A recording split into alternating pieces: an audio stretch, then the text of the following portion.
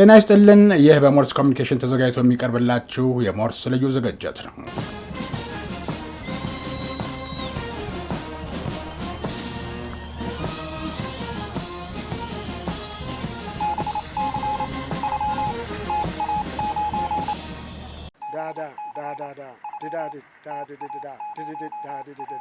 ሞርስ ማለት ይችላል። ይህ ሞርስ ነው የሚያዘጋጀው ወንድም ኢዮብ።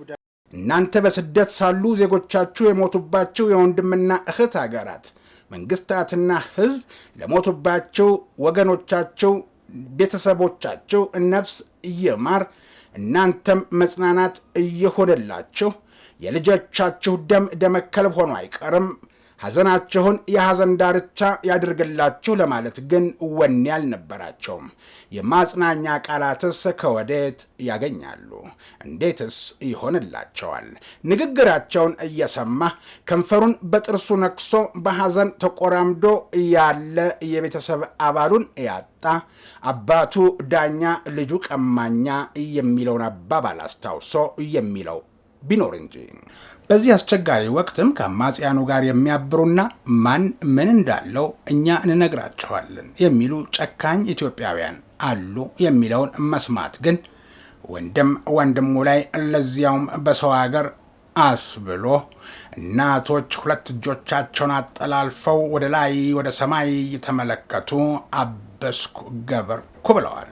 በእርግጥም ንብረት ማውደምም ሰውን መግደልም ይሰለቻል፣ ይደክማል። እንዲህም ነው የሆነው። ዛሬ ልጆቻችን በእናንተ ምድር ላይ እየተዋረዱና እየሞቱ ዝም አልልም ሲሉ የደም ስራቸው እየተተረተረ ተቆጡ። ወንድም አፍሪካውያንን ከደበደባችሁ አሉ። ወንድም አፍሪካውያንን ከደበደባችሁ በኋላ በአፓርታይድ ዘመን እርስ በርስ እንድትጋጩ ያደረጓችሁ ያው ተመሳሳይ አካላት ዛሬም ያንኑ እያደረጉ መሆኑን አልተረዳችሁትም። ያም አለ ያ የተጎዳው ተጎድቶ ቀንህ ዛሬ አይደለም ያለው ተሸሽጎ ጽልመት የመሰለ በስደተኛው አናት ላይ የተደፋ ጥቁር ቀን ይቆጠር ይሰፈርበት የነበረው ግፍ እንደ መጀመሪያዎቹ ቀናት ባይሆንም አሁን ቀዝቀዝ ብሏል።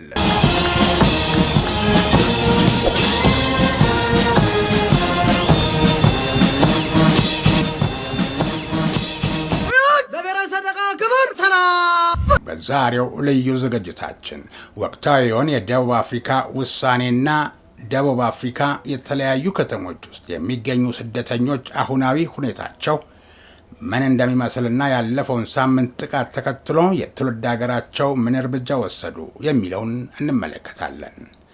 አብራችሁን በመሆናችሁ ደስተኞች ነን። ላይክ፣ ሼር፣ ሰብስክራይብ በማድረግ አዳዲስ ቤተሰብ እንድናፈራ የበኩላችሁን አስተዋጽኦ ማድረጋችሁን እንዳትረሱ ላስታውሳችሁ።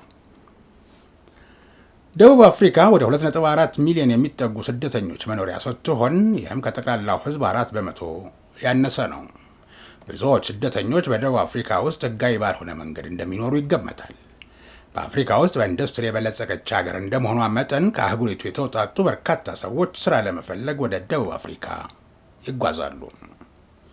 በደቡብ አፍሪካ አሁንም እየውጡልን የሚሉ ሰልፎችና አልፎ አልፎ ጥቃቶች ከእስከዛሬው ጠንከር ብለው የተስተዋሉበት ሳምንት ማለፉን ተከትሎ የተለያዩ ሀገራት በወቅቱ አንዳንዶች ዘግየት ብለው የአብራኬን ክፋዮች ደህንነት ሲሉ ጠይቀው ነበር። ይህን አጋጣሚ መፈጠር ተከትሎ የደቡብ አፍሪካ ከፍተኛ ፍርድ ቤት የውጭ ዜጎች የጥገኝነት ጥያቄያቸው ውድቅ ከተደረገ በኋላ እንደገና ማመልከት አይችሉም ሲል መወሰኑ ተሰምቷል። እርግጥ በደቡብ አፍሪካ ያሉ ኢትዮጵያውያን በደቡብ አፍሪካ በሌሎች ሀገራት ዜጎች ላይ ከሚደርሱ ጥቃቶች መጠናቸው የቀነሰ ቢሆንም ያስከተለው ጠባሳ ከባድ ነው የሚሉ ስደተኞች መናገራቸው ተሰምቷል። ጥቃቱ ባለፈው ጊዜ ብዛት ያላቸው ዘራፊና ጥቂት ፈጻሚ ቡድኖች ይፈጽሙት እንደነበረው ባይሆንም ውስጥ ለውስጥ ባሉ ሱቆች በሚገኙ የሌሎች አገራት ዜጎች ሱቆች ላይ ድንገተኛ ጥቃቶች እየተፈጸሙ ናቸው ሲሉ ኢትዮጵያውያን ተናግረዋል። የሀገሪቱ የጸጥታ ኃይልም በአካባቢዎቹ በብዛት ተሰማርቶ የከፋ ችግር እንዳይፈጠር ለማድረግ የጀመረውን ስራ አጠናክሮ ቀጥሏል። በዚህ አስቸጋሪ ወቅትም ከአማጽያኑ ጋር የሚያብሩና ማን ምን እንዳለው እኛ እንነግራቸዋለን የሚሉ ጨካኝ ኢትዮጵያውያን አሉ የሚለውን መስማት ግን ወንድም ወንድሙ ላይ ለዚያውም በሰው ሀገር አስብሎ እናቶች ሁለት እጆቻቸውን አጠላልፈው ወደ ላይ ወደ ሰማይ እየተመለከቱ አበስኩ ገበርኩ ብለዋል። ወደ እናንተ እንዳይመጡ ለማድረግ ይህን ያክል ብር አስገቡ የሚሉ የገዛ ወገናቸውን አስፈራርተው ገንዘብ የሚጠይቁ ወገኖች አስገቡ ብለው ስለሚጠሩት የገንዘብ መጠን ድፍረት የተሞላበት መሆኑ ሌላው አስገራሚ የተባለለት ጉዳይ ነው። ይህንንም መደበቅ አልተቻለም። ባጭሩ የገንዘብ መጠኑ ይዘገንናል ተብሎለታል። በደቡብ አፍሪካ የሚኖሩ ኢትዮጵያውያን በራሳቸው ኢትዮጵያውያን ወንድሞች ላይ የሚፈጸሙ እየተጠኑ የቅጥር የነፍሰ ግድያዎች ላይ በእስር ቤት ታስረው የሚገኙ ኢትዮጵያውያን ጭምር እጃቸው አለበት ብለው ነግረውኛል ሲል የዘገበው ቲግቫህ ኢትዮጵያ ነው። ሰልፍ አለ እየተባለ ባለፉት ቀናት የሥራ ቦታዎቻችንና ሱቆቻችንን አልከፈትንም ያሉ ኢትዮጵያውያን በቀጣይ ቀናትም መሰል ማስፈራሪያዎች ስላሉ ሱቅ ለመክፈት ስጋት ውስጥ እንደሆኑ አስነብቦ ነበር።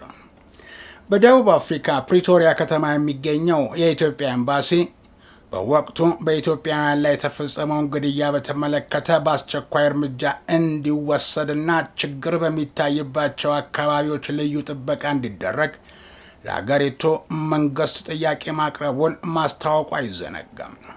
ኤምባሲው ሚያዝያ 21 2018 ደቡብ አፍሪካ ውስጥ ለሚገኙ ኢትዮጵያውያን ባወጣው ማሳሰቢያ ኢትዮጵያውያን ላይ በግፈኞች እየደረሰ ባለው ግድያና በደል የተሰማውን ጥልቅ ሐዘን ገልጿል።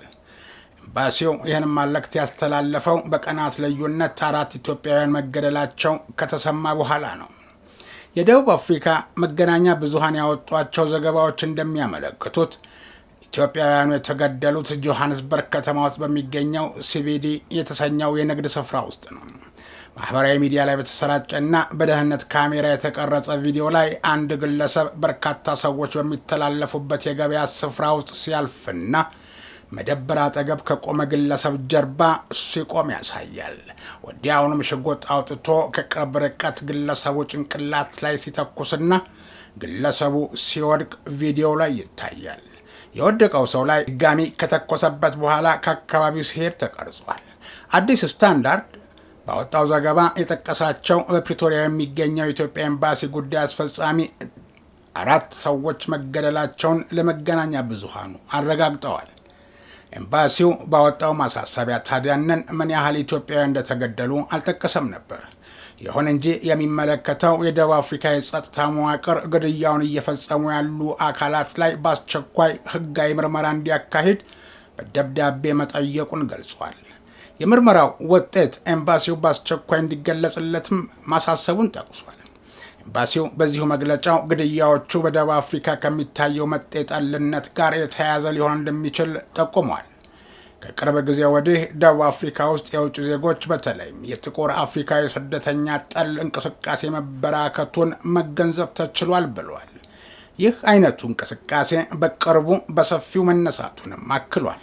ከዚህ በፊትም አለ ኤምባሲው ኢትዮጵያውያን በተለያዩ ጊዜያት አካላዊ፣ ቁሳዊና ስነ ልቦናዊ ጉዳት እየደረሰባቸው እንደነበር አስታውሶ በወቅቱ ይህ አስቸጋሪ ጉዳይ ትኩረት ሊሰጠውና ተገቢ ጥበቃ እንዲደረግ ለሀገሪቱ መንግስት ጥያቄ አቅርቦ ለጸጥታ አስከባሪ አካላት መመሪያ ስለመውረዱ ተገልጾለት እንደነበር አክሏል። በተመሳሳይ ናይጄሪያ በደቡብ አፍሪካ በውጭ ዜጎች ላይ በተፈጸመው ጥቃት ዙሪያ ለማነጋገር የሀገሪቱን ተጠባባቂ ከፍተኛ ኮሚሽነር ጠርታ ምን ተፈጠረ፣ ምክንያቱስ ምንድነው ብላ ጠይቃ ነበር። ናይጄሪያ በደቡብ አፍሪካ በተከሰቱት ጉዳዮች ላይ ያላትን ጥልቅ ስጋት በይፋ ከመናገር ይሉንታ አልያዛትም። በወቅቱ 2 ናይጄሪያውያንና 4 ኢትዮጵያውያን መገደላቸውን መገናኛ ብዙሃን ዘግበዋል። በተመሳሳይ ጊዜ በሌሎች የአፍሪካ ሀገሮች ዜጎች ላይም ጥቃቶች ተሰንዝረዋል። የደቡብ አፍሪካው ፕሬዝዳንት ሲሪል ራማፎሳ ጥቃቶቹን አውግዘው የውጭ ዜጎች የሀገሪቱን ሕጎች እንዲያከብሩ አስጠነቀቁ። መቼም በሰው ሀገር ያለ ሰው ማን ይበላቸው እንጂ። በ1994 የሀገሪቱን የመጀመሪያውን ዴሞክራሲያዊ ምርጫ በማስመልከት ባቀረቡት የነጻነት ቀን ንግግራቸውን ደቡብ አፍሪካውያንን የአፓርታይድ ስርዓትን በሚቃወምበት ወቅት ሌሎች የአፍሪካ ሀገራት የሰጡትን ድጋፍ አስታውሰው አንዳንድ የደቡብ አፍሪካውያን ግን የውጭ ዜጎች በህገወጥ መንገድ መግባታቸውን ከአካባቢው ነዋሪዎች ስራ እየወሰዱና ከወንጀል ጋር ግንኙነት እንዳላቸው በተለይም ከአደንዛዥ እጽ ዝውውር ጋር ግንኙነት አላቸው ሲሉ ይከሳሉ። ጸረ ስደተኛ ቡድኖች ሆስፒታሎችና ትምህርት ቤቶች ደጃፍ ላይ ሆነው የሰዎችን ማንነት ለመለየት እያስቆሙ ወረቀቶቻቸውን ሲጠይቁ መስተዋላቸው ሁኔታውን እንዴት እንደከፋ ጠቋሚ ነበር። በወቅቱ አንድ ናይጄሪያዊ ለቢቢሲ ፒጂን ነገሮች ደስ አይሉም፣ ሁላችንም ጥቁር ስለሆነን ወንድማማቾች ነን፣ ሁሉም እዚህ የሚመጣው ለመስራት ብቻ ነው ብሏል። በተቃውሞ ምክንያት ወደ ስራ መሄድ ያልቻለ አንድ የጥበቃ ሰራተኛ ከአፍሪካውያን ወገኖቻችን የጠበቅነው ነገር አይደለም ሲል ለቢቢሲ ነግሮታል። እያስፈራን ነው፣ አፍሪካ ውስጥ እንዲህ ከፈራን አስቡት ወደ አውሮፓ ብንሄድስ ሲል ጠይቋል። ከወር በፊት አንድ ጋናዊ ትክክለኛ የኢሚግሬሽን ወረቀቶች እንዳሉት ለማረጋገጥ ሲጠየቅ የሚያሳይ ቪዲዮ በስፋት ከተጋራ በኋላ ጋና የደቡብ አፍሪካን አምባሳደር ጠርታ ነበር። በዚህ ዓመት መጀመሪያ ላይ በኩጎምፖ የወደብ ከተማ የሚገኙት የናይጄሪያ ማህበረሰብ ሰዎች ኃላፊያቸውን ንጉስ ተብሎ ሊተረጎም በሚችል ባህላዊ ስርዓት እንደሾሙት ከተዘገበ በኋላ ጸረ ስደተኞችን ሊያስቆጣ የሚችል ተግባር በመሆኑ ነው ደቡብ አፍሪካውያን የጭካኔ በትራቸውን ይዘው አደባባይ የወጡትና አሰቃቂ ድርጊት ያከናወኑት ሲል ዋቢ ጠቅሰው የዘገቡ ነበሩ። በአካባቢው ያሉ አንዳንድ ደቡብ አፍሪካውያን ይህን የፖለቲካ ስልጣን ለመያዝ እንደሚደረግ ሙከራ አድርገው ቆጥረውታል። ደቡብ አፍሪካ ወደ 2.4 ሚሊዮን የሚጠጉ ስደተኞች መኖሪያ ስትሆን ይህም ከጠቅላላው ህዝብ ከ4 በመቶ ያነሰ ነው። ሆኖም ግን ብዙዎች በአገሪቱ ውስጥ በህገወጥ መንገድ እንደሚገኙ ይገመታል። አብዛኞቹ የመጡት እንደ ሌሶቶ፣ ዚምባብዌና ሞዛምቢክ ካሉ ጎረቤት ሀገሮች ሲሆን እነዚህ ለሀብታም ጎረቤቶቻቸው የስደተኛ የጉልበት ሰራተኞችን የማቅረብ ታሪክ አላቸው። አነስተኛ ቁጥር ያላቸው ደግሞ ናይጄሪያውያን ናቸው። ጥቃቱን ተከትሎ የናይጄሪያ መንግስት በደቡብ አፍሪካ እየተካሄደ ባለው ጸረ ስደተኞች ተቃውሞ የተነሳ 130 ገደማ ዜጎቹ በፈቃደኝነት ደግሞ ለስደት እንጀራ ብለው እናት ሀገር ማሪኝ ወደ ትውልድ አገሬ መለሳለሁ ሲሉ መመዝገባቸውን በይፋ ተናገረ። የናይጄሪያ የውጭ ጉዳይ ሚኒስትሯ ቢያንካ ኦጁኮ የደቡብ አፍሪካ ተቃዋሚዎች በውጭ ዜጎች ላይ የሚያደርሷቸውን ጥቃቶች አውግዘው መጥ የጠለ ትርክት፣ የጥላቻ ንግግርና ቀጣጣይ ጸረ ስደተኛ መግለጫዎች ታይቶባቸዋል እያሏቸውን ሰልፎችንም ኮንነዋል። 30 በመቶ ገደማ የሚሆኑት ዜጎች ስራ አጥ በሆኑባት ደቡብ አፍሪካ ውጥረቶች የሚከሰቱ ሲሆን አንዳንድም አፍሪካውያን ስደተኞችን ኢላማ ያደረጉ ተቃውሞዎች ይነሳሉ። በደቡብ አፍሪካ የቦትስዋና ዜጎች ላይ እየደረሰ ያለውን የጥላቻ ጥቃት በመቃወም የቦትስዋናው ፕሬዝዳንት ዱማ ቦካ ጠንካራ የዲፕሎማሲና ኢኮኖሚ እርምጃዎችን ወስደዋል ተብለው ተሞካሽተዋል። ላም ቀንዷ አይከብዳትም እንዲሉ ኢትዮጵያውያን በደቡብ አፍሪካ የሚገኙ ዜጎቻቸው በአስቸኳይ ወደ ሀገራቸው እንዲመለሱ ትዕዛዝ በሰጡበት ወቅት ቦትስዋና ደቡብ አፍሪካን ከአፓርታይድ ስርዓት ነጻ ለመውጣት ላደረገችው ትግል ያበረከተችውን ታሪካዊ ውለታ በማስታወስ ዛሬ ልጆቻችን በእናንተ ምድር ላይ እየተዋረዱና እየሞቱ ዝም አልልም ሲሉ የደም ስራቸው እየተተረተረ ተቆጡ። ኢትዮጵያውያንን፣ አፍሪካውያንን ለምን ታሳድዳላችሁ? የደቡብ አፍሪካው የነጻነት መሪ ጁሊየስ ማሌማ፣ የደቡብ አፍሪካው የኢኮኖሚ ነጻነት ታጋዮች ፓርቲ መሪ ጁሊየስ ማሌማ በደቡብ አፍሪካ የሚታየውን የኢትዮጵያውያንና የሌሎች አፍሪካውያንን ጥላቻ በማወጋዝ ያደረጉት ንግግር ወንድም አፍሪካውያንን ከደበደባችሁ አሉ። ወንድም አፍሪካውያንን ከደበደባችሁ በኋላ በአፓርታይድ ዘመን እርስ በርስ እንድትጋጩ ያደረጓችሁ ያው ተመሳሳይ አካላት ዛሬም ያንኑ እያደረጉ መሆኑን አልተረዳችሁትም። ዛሬ ጥቁር ከጥቁር ጋር ግጭት ውስጥ ያሉ ግዛቶች በአፓርታይድ ዘመንም ተመሳሳይ ግጭት የነበረባቸው ናቸው። ዛሬ በጥቁር ላይ ጥላቻ ውስጥ ያለው ጎሳ በአፓርታይድ ዘመንም በዚሁ ድርጊት ላይ የነበረ ነው። ለዚህ የጥቁር ጥላቻ ማዕከሉ ከኢኮኖሚ እድሎችና ተጠቃሚነት እናንተን ለማዘናጋትና ለደረሰባችሁ መከራ የተሳሳቱ ሰዎችን እንድትወቅሱ ለማድረግ በመንግስትና በካፒታሊስቶች የሚደገፍ ጥላቻ ነው አሉ። በርካታ የአፍሪካ ሀገራት በበኩላቸው የደቡብ አፍሪካ የጸረ አፓርታይድ ትግል ውስጥ በነበረችበት ወቅት ያደረጉትን እገዛ እውቅና እንዲሰጠው ይፈልጋሉ።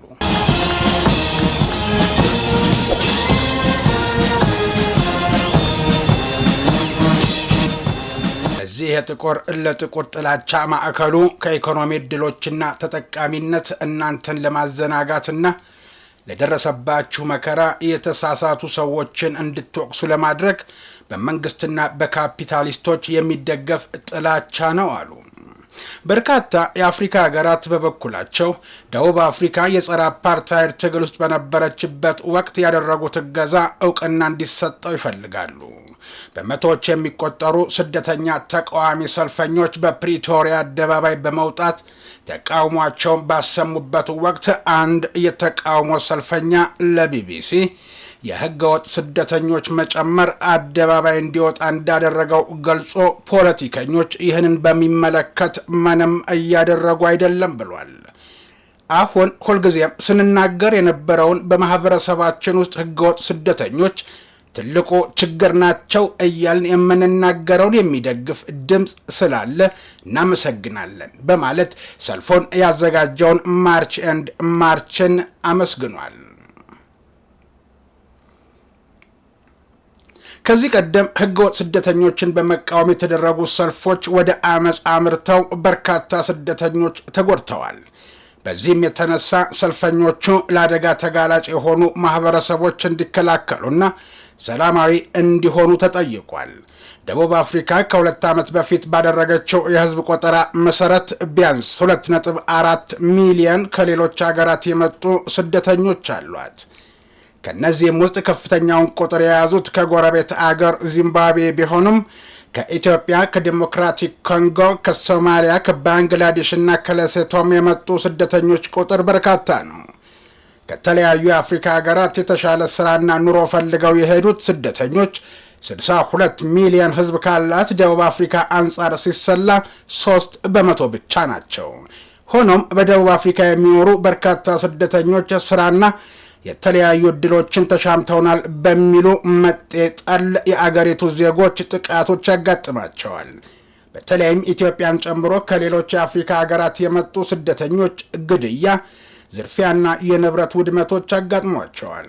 የተባበሩት መንግስታት ድርጅት ዋና ጸሐፊ አንቶኒዮ ጉተረዝ በደቡብ አፍሪካ የታየውን መጤ ጠል እንቅስቃሴ አውግዘው አመፅን ለማነሳሳት ማህበራዊና ኢኮኖሚያዊ ሁኔታዎችን በሚጠቀሙ ግለሰቦች የተፈጸሙ የወንጀል ድርጊቶች ሲሉ ገልጸውታል። የተባበሩት መንግስታት ድርጅት ኃላፊ በመጤ ጠሎች የሚፈጸሙ ጥቃቶች፣ ትንኮሳዎችና የማስፈራራት ድርጊቶች በሚመለከቱ የሚወጡ ዘገባዎች እንዳሳሰባቸው አልሸሸጉም። አመፅ፣ ጥቃትና ሁሉም የጥላቻ ቅስቀሳዎች ሁሉን አቀፍ በሆነ ዲሞክራሲያዊ ማህበረሰብ ውስጥ ቦታ የላቸውም ባይ ናቸው። ያም አለ ያ የተጎዳው ተጎድቶ ቀንህ ዛሬ አይደለም ያለው ተሸሽጎ የጽልመት የመሰለ በስደተኛው አናት ላይ የተደፋ ጥቁር ቀን ይቆጠር ይሰፈርበት የነበረው ግፍ እንደ መጀመሪያዎቹ ቀናት ባይሆንም አሁን ቀዝቀዝ ብሏል። በእርግጥም ንብረት ማውደምም ሰውን መግደልም ይሰለቻል፣ ይደክማል። እንዲህም ነው የሆነው። ይህንን አጋጣሚ መፈጠር ተከትሎ ታዲያንን የደቡብ አፍሪካ ከፍተኛ ፍርድ ቤት የውጭ ዜጎች የጥገኝነት ጥያቄያቸው ውድቅ ከተደረገ በኋላ እንደገና ማመልከት አይችሉም ሲል መወሰኑ ተሰምቷል። የአገሪቱ ህገ መንግስታዊ ፍርድ ቤት ተገቢ ህግ ሳይወጣ ያለ ገደብ በተደጋጋሚ ማመልከቻዎችን እንዲቀርቡ መፍቀድ ማቆሚያ የሌለው ሂደትን ሊፈጥር እንደሚችል አስታውቆ ከአገር መባረርን ሊከላከልና የአስተዳደር ቀውስ ሊያስከትል ይችላል ብሏል። የደቡብ አፍሪካ የአገር ውስጥ ጉዳይ ሚኒስትር የሆኑት ሊዮን ሽራይበር ውሳኔውን በስደተኞች ስርዓት ላይ የተፈጸመውን በደል ላይ የተገኘ ትልቅ ድል ሲሉ አወድሰውታል። የፍርድ ቤቱ ውሳኔ ሁለት የብሩንዲ ዜጎች ያቀረቡትንና ለረዥም ጊዜ ሲታይ ለቆየው አቤቱታ መቋጫ እየሰጠ መሆኑ ነው። ሁለቱ ብሩንዳውያን እንደ አውሮፓ አቆጣጠር በ2014 የጥገኝነት ጥያቄያቸው ውድቅ ከተደረገ በኋላ ዳግም በ2018 የጥገኝነት ማመልከቻ አስገብተው ነበር። ሁለቱ ግለሰቦች አዲሱ ማመልከቻቸው እንደ አውሮፓ አቆጣጠር በ2015 የፕሬዝዳንታዊ ምርጫ ወቅት ብሩንዲ በፖለቲካዊ ነውጥ ስለታመሰች ዳግም ሊታይ ይገባል ሲሉ ተከራክረዋል። በወቅቱ ፕሬዝዳንት ፒየር ንኩሩንዚዛ ለሶስተኛ ጊዜ ለመወዳደር መወሰናቸውን ተከትሎ በተነሳ አለመረጋጋት ቢያንስ 70 ሰዎች ተገድለዋል። የብሩንዲ ዜጎች ጉዳያቸውን ለጠቅላይ ፍርድ ቤት አቅርበው ቢያሸንፉም ህገ መንግስታዊ ፍርድ ቤቱ በአብላጫ ድምፅ ውሳኔውን ሽሯል። የተባበሩት መንግስታት የስደተኞች ኤጀንሲ በ2025 ደቡብ አፍሪካ ከ167 ሺህ በላይ ስደተኞችንና ጥገኝነት ጠያቂዎችን ማስተናገዷን ገልጿል። ከነዚህም ውስጥ በዋናነት ከብሩንዲ፣ ከዴሞክራቲክ ሪፐብሊክ ኮንጎ፣ ከሶማሊያ፣ ከደቡብ ሱዳን፣ ከሩዋንዳ እና ከዚምባብዌ እየመጡ ይገኙበታል። ሽሬበሪ ውሳኔው መንግስት ስደተኞችና ጥገኝነት ጠያቂዎችን ለማስተዳደር የበለጠ ውጤታማና ፍትሐዊ ስርዓት ለመዘርጋት ለሚያደርገው ጥረት አስፈላጊ ነው ብለዋል። ኒውዝሩም አፍሪካ ለተባለ የአገር ውስጥ መገናኛ ብዙሃን በሰጡት አስተያየት የአገር ውስጥ ጉዳይ ሚኒስቴር የጠቅላይ ፍርድ ቤት የይግባኝ ሰሚ ፍርድ ቤት ውሳኔን በመቃወም ክርክር ማድረጉን አስረድተዋል። ሽሬበሪ ይህ እርምጃ ግለሰቦች በተደጋጋሚ በመሞከር አዳዲስ ማመልከቻዎችን በማቅረብ ስርዓቱን ያለማቋረጥ እንዲበዘብዙ ያስችላቸዋል ብለዋል እና አንድ ጊዜ የቀረበ ጥያቄ ውድቅ ከተደረገ ዳግም ማቅረብ አይቻልም ከተባለና ከተወሰነ በዚያች ሀገር መኖር እንዴት ይታሰባል? ከፍርድ ቤቱ ውሳኔ በትይዩ ፕሬዝደንት ራማፎሳ ጥቅም ፈላጊዎች በውጭ ዜጎች ላይ የሚሰነዘሩ ጸረ ስደተኛ ጥቃቶችን እንዳቀነባበሩ ተናግረዋል። በቅርቡ አሉ ራማፎሳ በቅርቡ በአገራችን በውጭ ዜጎች ላይ የቀረቡት ተቃውሞችና የተፈጸሙት የወንጀል ድርጊቶች የደቡብ አፍሪካን ሕዝብ አመለካከት አይወክሉም፣ እንዲሁም የመንግስታችንን ፖሊሲ አያንጸባርቁም ሲሉ በጻፉት ግልጽ ደብዳቤ አስታውቀዋል። የገደለም ይሁን ጥቃት ያደረሰ የዘረፈም ይሁን አሰቃቂ ተግባር የፈጸመውን ለይተን ለሕግ እናቀርባለን አላሉም። ወይም እናንተ በስደት ሳሉ ዜጎቻችሁ የሞቱባቸው የወንድምና እህት ሀገራት መንግስታትና ሕዝብ ለሞቱባቸው ወገኖቻቸው ቤተሰቦቻቸው ነፍስ ይማር፣ እናንተም መጽናናት እየሆነላችሁ፣ የልጆቻችሁ ደም ደመከልብ ሆኖ አይቀርም፣ ሐዘናችሁን የሐዘን ዳርቻ ያድርግላችሁ ለማለት ግን ወኔ አልነበራቸውም። የማጽናኛ ቃላትስ ከወዴት ያገኛሉ? እንዴትስ ይሆንላቸዋል? ንግግራቸውን እየሰማ ከንፈሩን በጥርሱ ነክሶ በሐዘን ተቆራምዶ ያለ የቤተሰብ አባሉን ያጣ አባቱ ዳኛ ልጁ ቀማኛ የሚለውን አባባል አስታውሶ የሚለው ቢኖር እንጂ